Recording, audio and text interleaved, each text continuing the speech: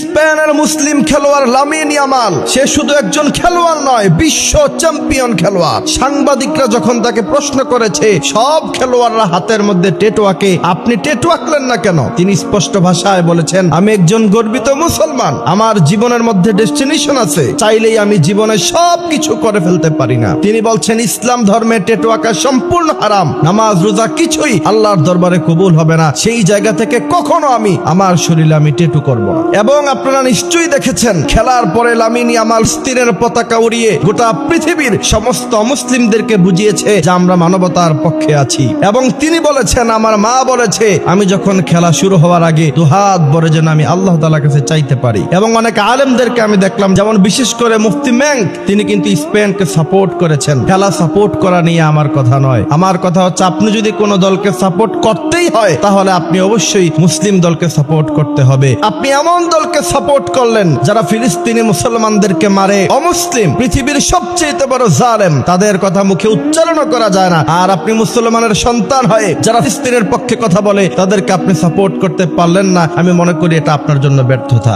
সব কথার শেষ কথা হলো, সারা রাত খেলা দেখে ফজরের সময় খেলা শেষ হয়, ছেলেরা ফজরের নামাজে মসজিদে যায় না। ওই সময় আতশবাজি, বিশাল বড় বড় সাউন্ড করে মিছিল করে, কিন্তু মসজিদে তাদের জায়গা হয় না। আল্লাহ সুবহানাহু ওয়া তাআলা বড় চমৎকার বলছেন, ইন্নাকা লা তাহদি মান আহবাবতা ওয়ালাকিন্নাল্লাহা ইয়াহদি মান ইয়াশা ওয়া হুয়া আ'লামু বিল মুহতাদিন। আল্লাহ তাআলা যাকে চায় তার হেদায়েত দেয়, আল্লাহ তাআলা যাকে চায় তাকে হেদায়েত দেয় না। এই জন্য সব সময় আল্লাহ তাআলার কাছে দোয়া করতে হবে, আল্লাহ আপনি আমাকে হেদায়েত দান করেন।